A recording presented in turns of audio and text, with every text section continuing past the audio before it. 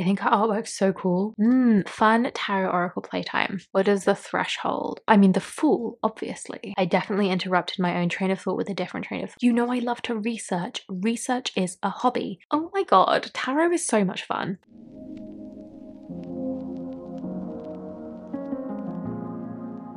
Hello everybody, it's Sylvie. Welcome or welcome back to Tarot Magpie. I hope you're doing all kinds of good. Apologies in advance for the ambient background noise that may or may not make its way into the final video. I've got a skylight. It's raining. The show must go on. So the show in question today, I am going to be taking the Wild Unknown Pocket Archetypes deck, which comes in this cute little tin, which I have recently acquired and added to my collection, and I'm going to be getting to know this deck. I'm going to be kind of starting to explore this deck, bond with it, see what I think of it on camera with you. I did a similar video about bonding with a tarot deck back last year. I think I used the mass market Enchanted Faraxa Tarot by MJ Cullinane in that video and kind of took you through some of the ways I get to know a new tarot deck, ways to like bond with a tarot deck or start to get to know a deck. And this is that video, but with an oracle deck, because there are some things I do slightly differently. There are some little like activities, practices that I've had in other videos in my Oracle Diary series that I like to do with oracle decks. Compared to tarot, I feel like I'm very much still finding my way with oracle decks and the role they play in my practice and the different ways I can use them. So the process is different. And I thought I would, have a flip through the pocket archetypes and take you with me. First things first. Wow, this rain is really raining. I live in Scotland. What are we going to do? So this is adorable. It comes in a little tin. This book is so cute. It's also hugely impractical. But it's adorable how it fits in the tin. So one of the things that I like to do with an oracle deck, more so than a tarot deck, is to read the bloody book, especially at least like the beginning bit, to kind of see what the intention behind the deck was. This deck has different suits. So this is an archetype deck, and we've got the selves, the places, the tools, and the initiations. So this deck has different suits, and I haven't done this yet, partly because this book is just hugely impractical. The font's really tiny, and it's just so small that it's difficult to like physically read. So I think, you know, if you over at, who published this, Harper One, are listening, I love that. This is true of the other Kim Kranz deck, the Pocket Tarot, Wild Unknown. I love that you don't abridge the book like this. As far as I'm aware, this is the full guidebook, but please give me like a free PDF download like along with the deck, because this is nigh on impossible, functionally speaking, to use. But anyway, it's adorable. It fits in the tin. I'm happy to have the guidebook. Point being, one of the first things I do is read the guidebook. I'm not going to do that on camera with you. That would be a really boring video. But I've had a flick through. I've read some of the front matter. I really like the way it's structured. I think this is going to be loads of fun to play with.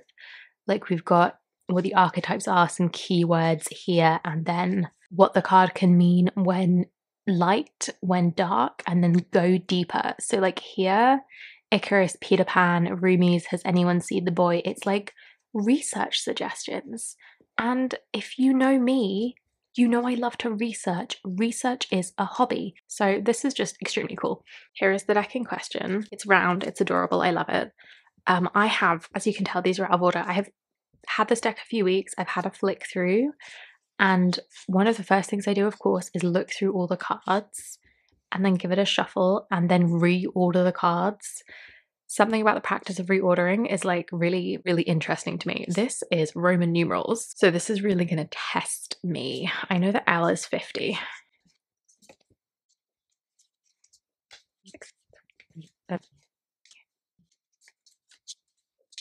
Okay, so theoretically, I've got them in piles of like 10. So these ones I know.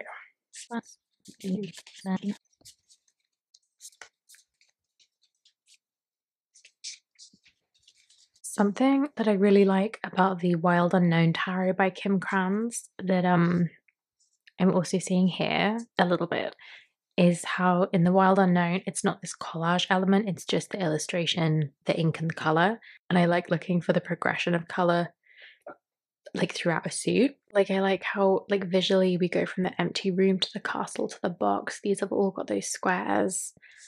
And then there's this like burst of green here in the castle that's kind of not in the immediate surrounding cards. And the box and the threshold, like if you look at these together, you've got the box is this, you know, mostly black shape in front of the color.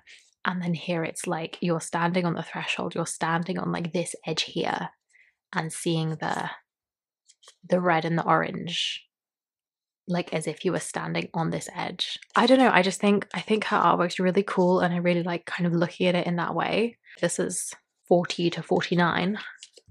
There are 78 cards in this deck, same as a tarot. Like the way she plays with negative space and kind of black as negative space here. Like we've got the hands in the center of this black shape, and then here we've got the hands surrounding the color, whereas here the color's on the outside. Like I think it's real cool.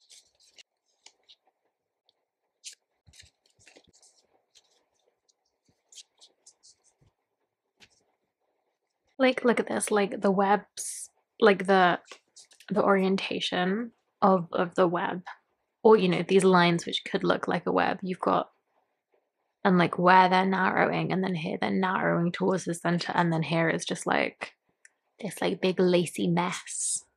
And I mean that with love. It's just, her art's so much fun to just like draw little connections between, and I have no idea how many of those connections were intended and how much of them is just stuff I'm seeing in the artwork, but I don't think it really matters.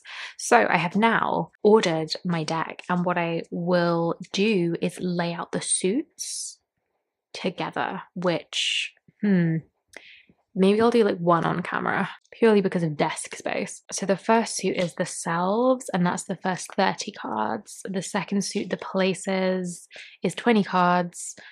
The tools is 20 cards, and then the initiations is just the final 8 cards. You know what I might do? I might just do the initiations for filming purposes. So that's just work from the back. We've got Anima Mundi, Alethea at 77, Kairos at 76, Gnosis, Apocalypsis,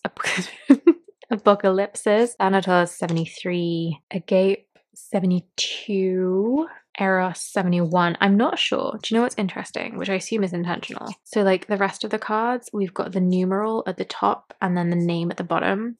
These, we've got them both twice, and that's really interesting. So I know which way up they're supposed to be, but I want to play. Anima Mundi surely is this way up. Alethea is really interesting. I also don't know what Alethea means, but I feel like it's this way because then the droplet makes sense. Kairos. Maybe they're meant to be, because that you would think is that way up because then the eye is oriented correctly.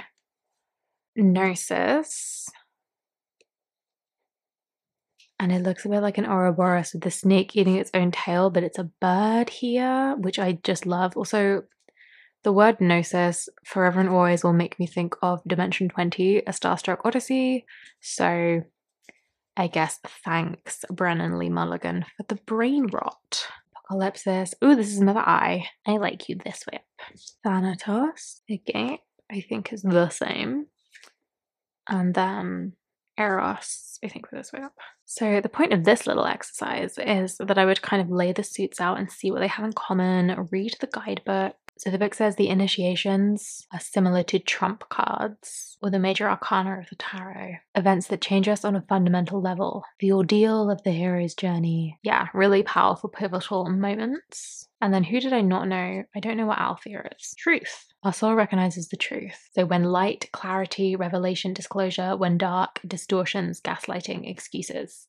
Go deeper with the goddesses Mat and Veritas. I know Mat is the Egyptian, the balancer of weigher of souls. It is said that the resonance of our voice changes when we speak a falsity.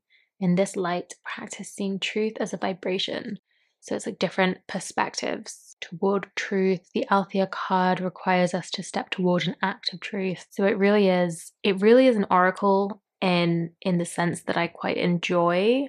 Like, it's an oracle deck in that it's got messages, it's got wisdom, it's got, like, this card is a suggestion to do XYZ. So something else that I like to do, and I think I like to do with oracle decks more than tarot decks, is to do like cards I really like, cards I don't like, cards I'm like neutral on. The Mother, I think I'm neutral. The Father, oh, I like that. The Starborn, meh. The Eternal Child, medium meh. The Orphan, you medium like. The Mentor, I'm fine. The Poet, meh. I don't think I like you. Love, the King. See, this is what I mean about the way the imagery plays off with each other. We've got the Queen and the King, which I don't know about this deck, but typically in a lot of decks they're like a dichotomy or a duality. You've got the masculine and the feminine, the, you know, however you choose to phrase it. And we've got the same colors. We've got the reds, the oranges, the yellow, the black and white, obviously.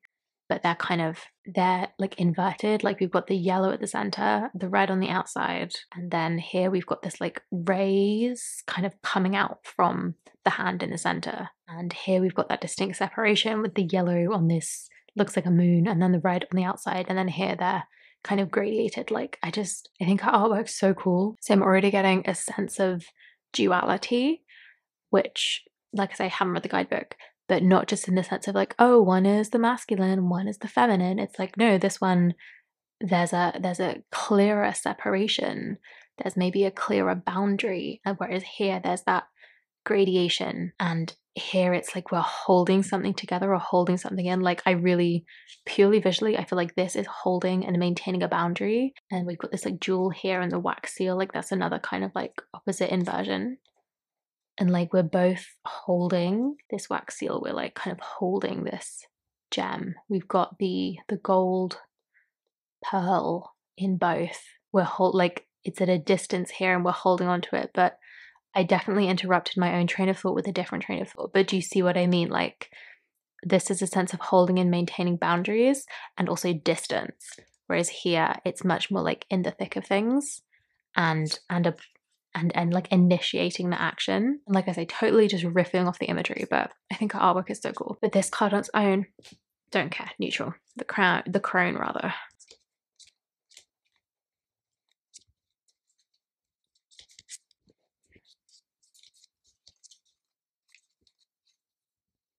Okay, so I've done my little sorting, and these are the ones that I liked the most, and I think it's going to be interesting to see which suit they fall into. And I totally, oh god, I want to do so many things with this. I want to lay it all out. I want to group them by color and then see what that brings up. Like, really just playing with the cards and the imagery and kind of sorting them in different ways to just like see how it connects itself based on my perception. Does that make sense? Like, I haven't read the guidebook cover to cover yet, and I just kind of want to see how my brain works and what I pick out intuitively and how that kind of groups cards together, because I just think that's so interesting. Okay, so of the ones I really loved, I have 4 selves, and there's more selves than there is anything else. 4 selves, 2, 3, 4, 6 places, and 4 tools. So of my like favorite cards, and this is totally based on like the imagery and like my first impressions of the imagery and the titles together. The ones that I really loved were from the places category more than anything else, which I think is very cool. Also, I love that the heart is a place in this deck, and none of the final ones, the initiations, none of those had my favorite artwork, which is also kind of just interesting to see what jumps out at me. I think this is the only one, and maybe this one, the Queen and the Sustainer, don't really have a lot of black and white as a focus. Like, I think all of the rest of these have a significant portion is just the black and white ink work. Maybe save also the nectar, but the black and white photo in the center. So that's cool. Like I say, again, I'm just seeing what pops out at me. Something else that I think I'd like to do is similar to my, I forget what I called it, but I did an Oracle Diaries installment where I took an Oracle deck and I kind of mapped it onto the tarot. So I pulled, say, the medallion and try and like match that up with a tarot card, which would be really fun with this because there are 78 cards. The medallion, I mean, I'm thinking pentacles. Obviously, that might be a bit obvious.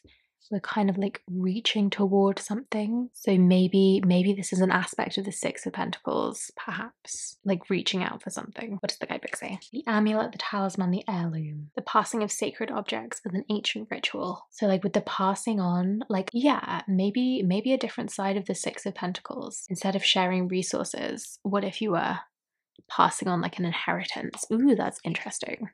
So like, do you see how I could totally do this for every card? I could be like, okay, what does... Oh, the threshold again. What is the threshold? I mean, the Fool, obviously. So if I decide this is the Fool, read the guidebook and see how that could maybe alter my interpretation of the Fool. Like here, I'm like, well, what if I decide going forward that I don't just read the Six of Pentacles the way I'm used to reading it? What if the inheritance or the idea of an inheritance is also like a layer in there? And then maybe how does that affect how I see the Six of Pentacles with the Ten of Pentacles? Because I think the Ten of Pentacles is often very much about legacy, and inheritance also kind of works in there. So it's fun tarot oracle playtime. So speaking of using it with tarot or using a new oracle deck with tarot, I also like to use it to calibrate tarot. And so I have Kim Kranz's other deck that I've got because why not? So there are like a few ways that you can do that, like using the oracle to get a read on tarot and using tarot to get a read on the oracle. So like, for instance, in a spread, using it like card for card. So I might do my tarot spread and I might say, okay, past, present, future. I'm inventing a difficulty with a friend and I'm doing a little past, present, future to try and get some perspective. Don't know why I'm shuffling this for a fake reading. So like past... we had a Five of Pentacles. Present, we're in a Ten of Pentacles. Interesting. So like maybe like it's an ending. And then future, strength. So the way to get through. So with this friend, I had a difficult time. Maybe I felt poor because they had loads of money. In the present, I feel like I've come out of that, but the 10 is an ending. So maybe that's why I'm having this fake difficulty with this friendship. And in the future, the way to like get through this is that strength, is that compassion with myself. Maybe like the line is also so much confidence. So maybe I need to have some compassion for myself, gain some self-confidence, and then stop caring about my financial difficulties with my friend. I don't know. And then I like using Oracle like card for card. So I think, okay, I can use my Oracle deck to kind of add some nuance to each of the cards that I pulled. So past, we've got the Venom, which was my favorite. Present, we've got the Empty Room. And then future is the Anima Mundi, which, oh my god, how good do they work? So past, the Venom with the Five of Pentacles. I feel like there's definitely a lot of resentment. Present, the Empty Room, the Ten of Pentacles, which I think really speaks to that like ending, the end of a cycle. Like, okay, this feels like it should be an achievement, but instead it feels like an empty room. But an empty room is also like potential, it's space to be filled. So it's definitely that like completion and an ending and a putting away of something. And then future, Anima Mundi, and strength. And this is where I like to kind of see how the deck and the book read together. So instead of just like picking a card and reading the guidebook and seeing what that says, I've got it in quite a specific context. I've got it in the context of this relationship with a friend and the problem that I've been having. I've got it in the context of tarot reading I already did and the other cards that I've pulled, and specifically how it relates to strength in this position in this spread. So, Anima Mundi is the very last card of the deck. The soul of the world, all that is. The embrace of Anima Mundi is available anytime, anywhere to anyone. Anima Mundi is the energy behind the world card in the tarot deck. Both carry themes of universal unity, completeness, and embrace. So that's really interesting, that completeness in reference to this like 10 of Pentacles. It really is like, okay, a future directly leading on from that completion, and light, tending to the sacred details of life when dark, overwhelmed by the bigness of existence. Like after that empty room and the bigness of existence, that's cool. The principle, accept or reject none, which like what I was saying about that idea of like self-compassion with the strength card. Interesting. You will awaken the unique light within and witness how this light contributes to the radiance of the entire universe. You will sense yourself as a critical note in the cosmic orchestra. That's a little bit woo. Destiny is altered as you hear the enchanted melody of all things. So, wow. This, I'm really transcending. Maybe the friendship is over. Maybe that's what this means. Anyway, like I say, invented reading.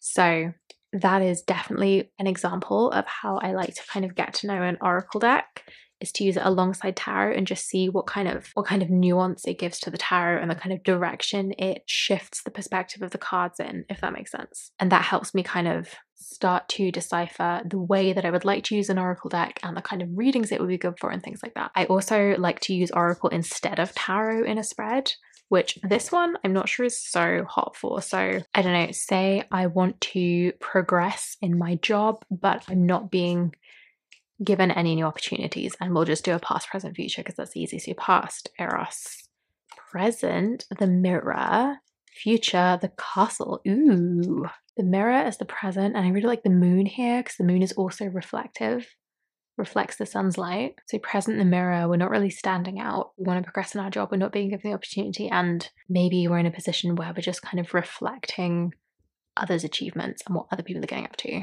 Maybe things were much sexier in the past. And in the future, the castle, I'm seeing kind of like, okay, glitz and glam. And what I was saying about the moon, the present, the moon reflecting the sun's light, mirrors reflect other things. And the past, we've got this glitzy jewel in the Eros card. And then future, we've got some more glitz and glam. So maybe it's like a mirror and the past is being reflected in the future. So maybe my reading would be something like that, using the oracle entirely instead of tarot. And equally, I also like to pull a tarot card to clarify this reading as like another little way to learn how the deck wants to talk to me. So past, present, future. Wow, okay. Oh my god, what did I just say about like this reflecting the past and the future? And then we've got two kings either side in the past and the future. That's so cool. Okay, and then in the center we've got that Six of Pentacles, which is that like give and take. And one of my things about the Six of Pentacles is sometimes you're being taken advantage of, and maybe you're being taken advantage of because people are using you to like reflect their brightness, and that's why you can't progress at work. Oh my god, tarot is so much fun. So another kind of little practice I like to do is to use an oracle deck to create a tarot spread. I have a whole video on this as well. I will link everything relevant below. And whether or not this will work is very dependent on the book and if there's keywords. Okay, so let's use 3 cards to create a tarot spread. So we've got the Mentor, the Ocean, and the Hunter. This is direction. This is definitely like an upper, like the way the wings are kind of sheltering. And then I feel like maybe we've got a direction and then we've got a split or a horizon. Okay, so the Mentor is, so these are both 6 and 9. They're going to be the selves. And then 35 is going to be what, a place? Okay, the Mentor, the teacher, the sage, the guru. When light, focused, clear, bright, remains a student. When dark, self-serving, envious of youth, righteous, rigid. The Mentor is in service of the greater cosmic good and aids in the elevation of consciousness. Okay, so maybe this question for the Mentor is, how can I be of service to the greater cosmic good? The hunter, the seeker, the pursuer, the predator. The hunter hunts, typically has a weapon of choice. What am I hunting? Why am I hunting it? Ultimately, the Mentor is in service of the greater cosmic good. So this is like being a teacher, but still in service of something greater. The hunter is very much going after something. And the question to ask them is like, why? So maybe like, what is the greater cosmic good is the kind of energy I'm getting here. So maybe if these are both the selves and this is the place. So this is, what am I working toward? Or what am I hunting? So I feel like there's like a direction, there's like a single-minded focus in the hunter, and then there's more of a explorative kind of energy in the mentor. So like, how do I remain focused? How do I keep learning? And then the ocean, maybe this is our greater cosmic good, the unconscious, the depths, the incomprehensible. We cannot live within it, but it calls to us and inspires us. So this is kind of elusive. So what's my weapon of choice? What am I trying to like direct line to? Or how am I trying to direct line to the ocean? How do I keep my focus? How do I keep my curiosity? How do I stay afloat? Ooh, I like that. How do I maintain my focus? How do I maintain my curiosity? How do I stay afloat? So let's see, shall we? Okay, how do I maintain my focus with the Mother of Wands, the Queen of Wands? How do I maintain my curiosity with the Father of Swords? Interesting, because I would put him there. But then, and how do I stay afloat? The Six of Wands. Ooh, okay. Interesting that the air of air, the thing that is very singular, kind of, is, oh, the owls though. That singular, like that single element is not the focus, because air of air, the King of Swords, sees everything. He's got that big perspective. He's like removed from the situation, whereas I feel like the Queen of Wands, the Mother of Wands, she is just kind of, she's passionate. So like, follow your passion, keep that perspective, stay curious by like maintaining that perspective. I also love, okay, so we've got this like rainbow in the sword, and then it points up, and then it's red at the top, and then it's like this reddish nebula with like the pointing up. Gorgeous. And how do I stay afloat? How do I not drown in the ocean of the subconscious? Is with the Six of Wands, which looks kind of depressed in this particular card. And like, interesting with the rainbow. I feel like that's a very like, keep the hope, celebrate while it's worth celebrating. And the fact that it's like clear sky above the rainbow, and then this looks kind of like the wands are drowned at the bottom of a lake or something. So like, how do I stay afloat? By staying afloat. Love that. Thank you. Anyway, I'm being a bit flippant, obviously. I think this is definitely not the easiest deck to create spreads with, but I think archetypes do lend themselves quite well to it. You know, it's not like there's keywords on the deck and I can just pick a keyword. That's nice and straightforward. This definitely requires a little bit more thinking, but I think that's really cool. There's lots to dig into.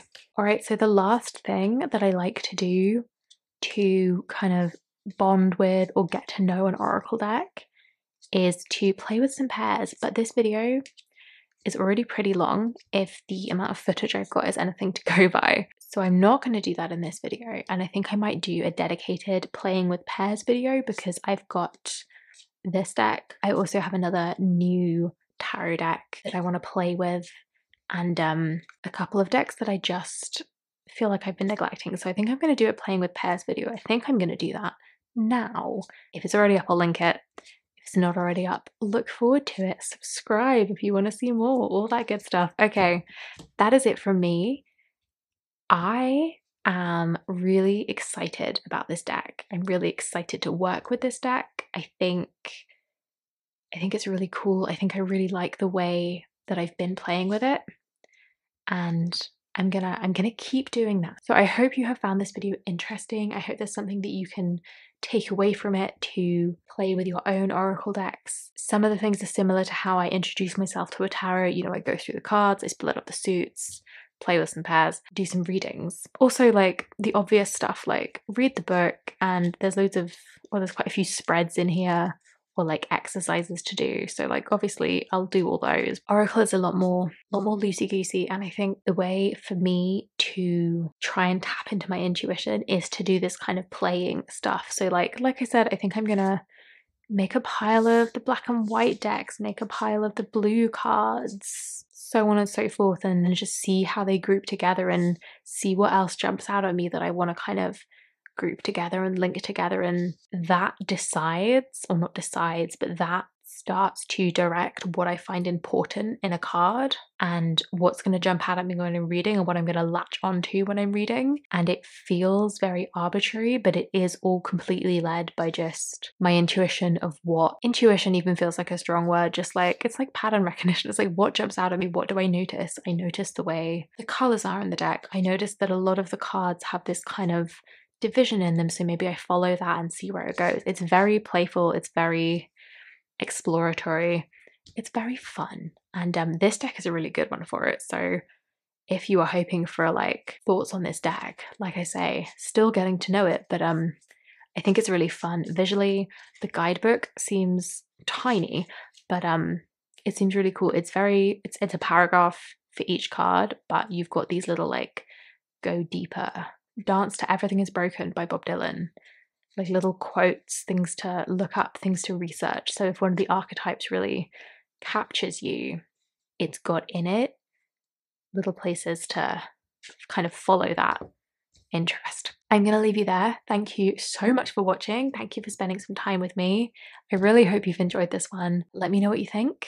Let me know if you have this deck. Yeah, that's it. That's it from me. Give me a like if you liked it, subscribe if you haven't already, all that good stuff. And I will see you in the next one. Bye-bye.